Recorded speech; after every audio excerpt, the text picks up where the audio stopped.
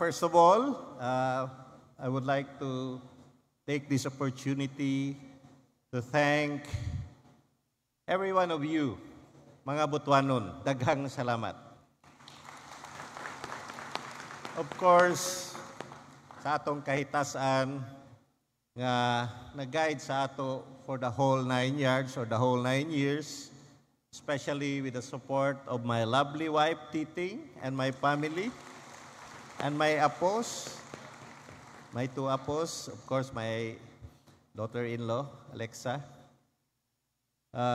my son, Rob, and Rexy. I love you. To the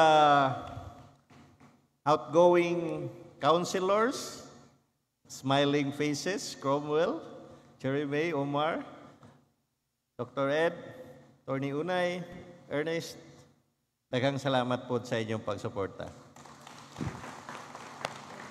To the incoming, more work ahead of you. Okay? Of course, would like also to thank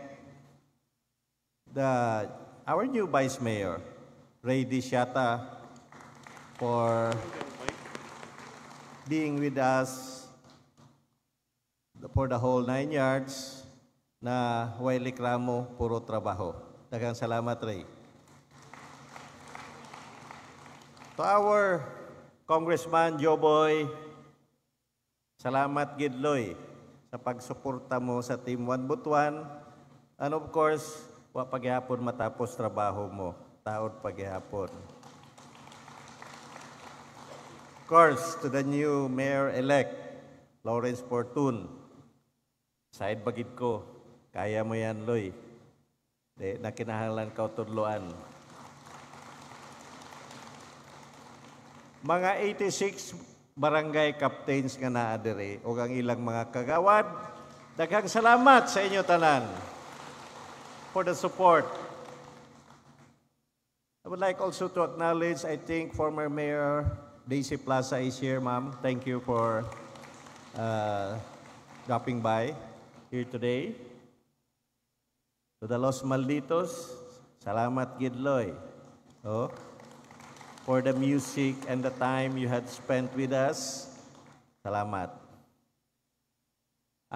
The families of the elected officials, please support the new ones in their endeavor.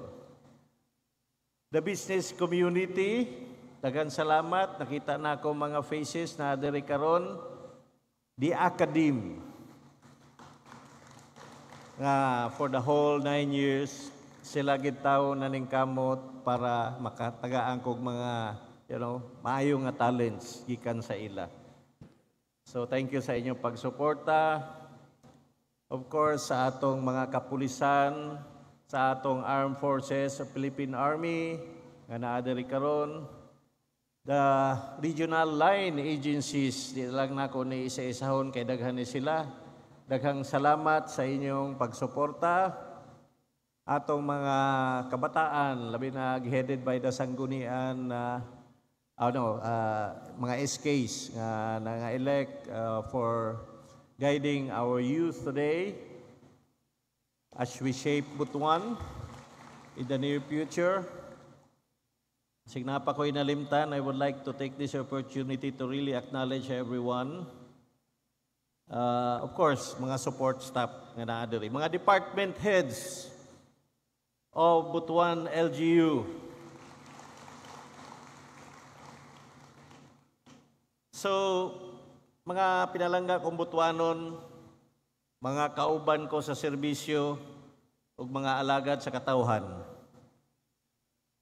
Today, I speak not as your mayor who has led you for the last 9 years, but as a grateful son of Butuan, standing before the people who gave me this rare and humbling opportunity to serve.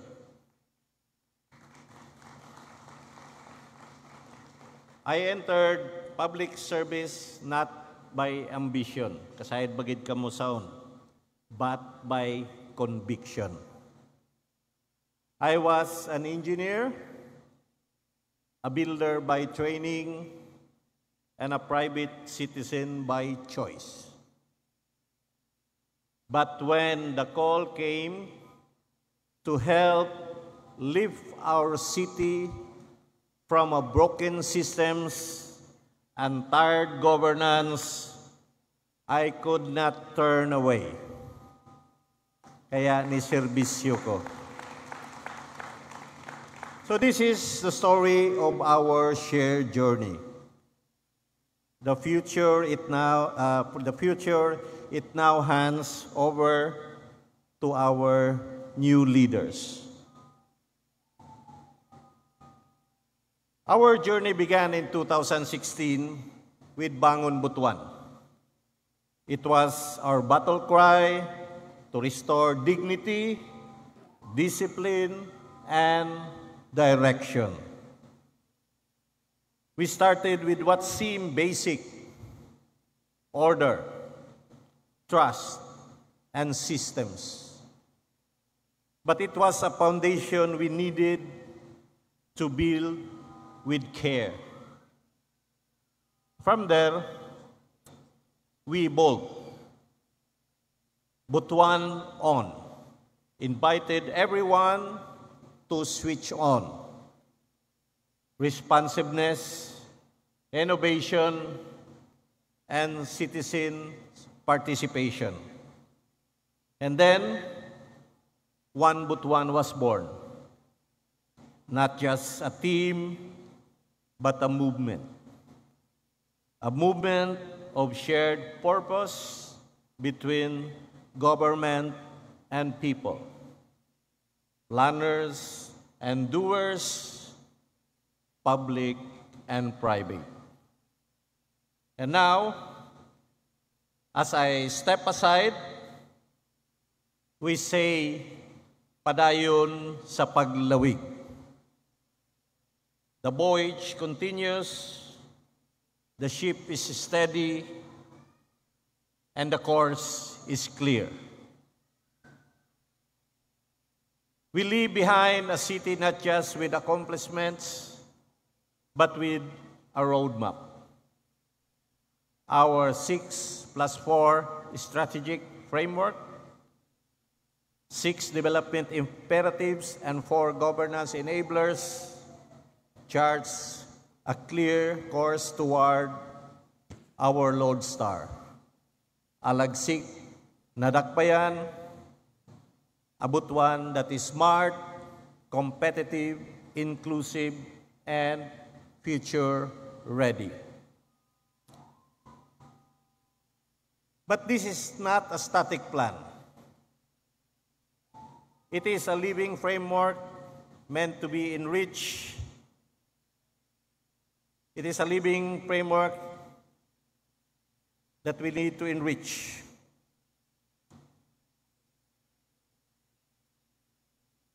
Sa may pasabot ana.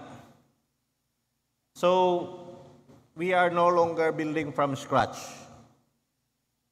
The foundation is there, it's been laid out, and we really want to build forward. Kung pwede pa lang mapaspasan, pero di makaya, again, mingon gid sila, there's no shortcuts. We need to do step by step in climbing up the stairs. So let me be clear again. What we began is not perfect, but it is solid. We have institutionalized planning. We have normalized fiscal discipline. We have created systems of transparency and citizens' engagement. Governance is no longer a series of projects. It is now a culture. We created a new culture for the city of Butuan. We pass on not just programs, but a playbook. one that can be sharpened, revised, and scaled. Because real transformation doesn't end with a term, it deepens over time. Ganina sa flag ceremony, ingon si Mayor Lau, mas mudako pagyud ang challenge as we move forward. Butuan is a growing city, Butuan is a progressive city, and there will be new challenges along the way. What held us together through it all? It's our vision and values. The vision of a better Butuan, rooted not in slogans, but in measurable, meaningful nga kabaghuan. The values of integrity, excellence, and service. These were our compass in difficult moments, and they must remain the compass of those who continue the journey. Today, I pass the torch not only of authority, but of stewardship. I am turning over a local government that is healthy, institutionally strong, financially sound, and future ready.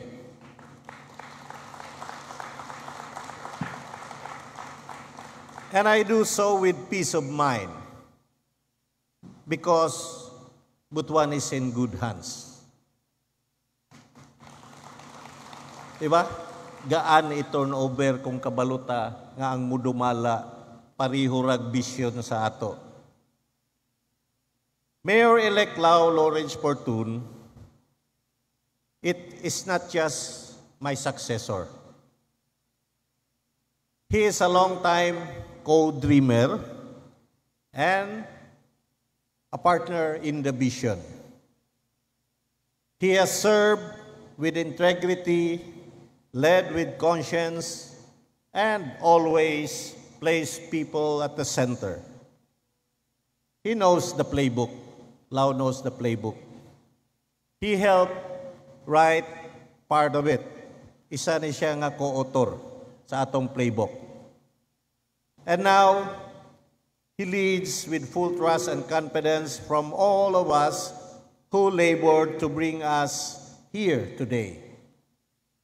Diba? Kamutanan, uban ani sa atong kabaguan. Atong palakpakan atong mga kaugalingon. As for me, I may be stepping away from the driver's seat. But I remain in the vehicle, the Team One Butuan vehicle.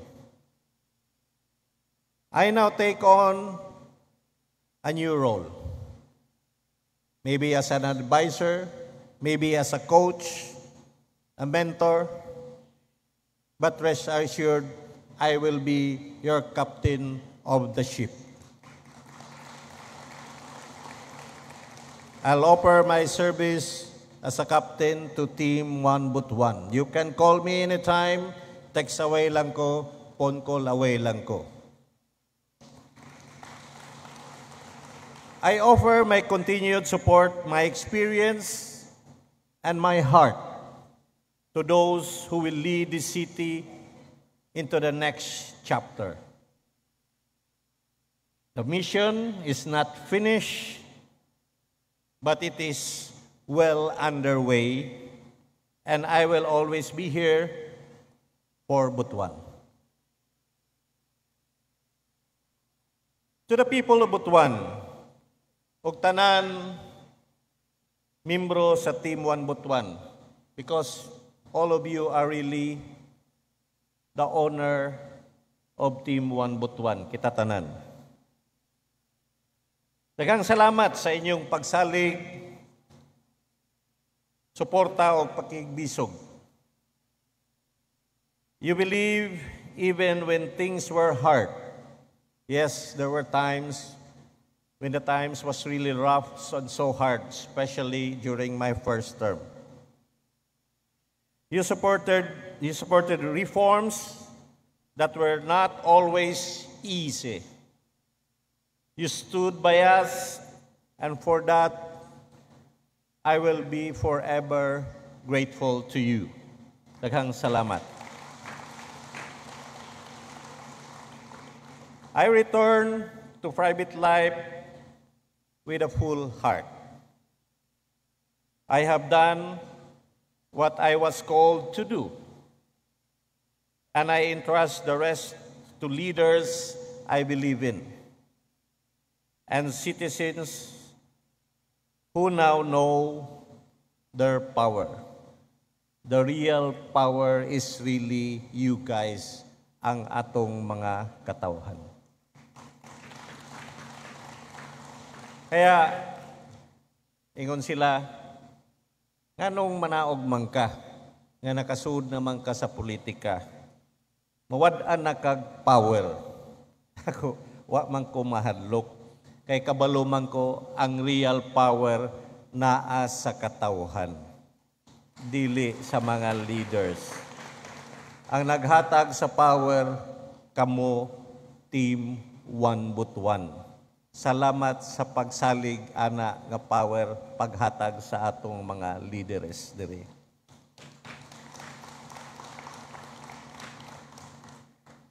Butuanon basad ako.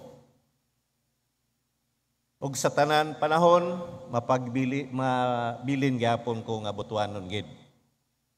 So ayaw kamo kagol mga suon kaya ni Rako. So agon di na ko magpadugay. Daghang salamat. Padayon Butuan, padayon sa paglawig ngadto sa usa ka tinuod og hingpit nga lagsik nga dakbayan. Thank you very much sa inyo tanan. Ladies and gentlemen, the Honorable Ronnie Vicente Conde Lagnada.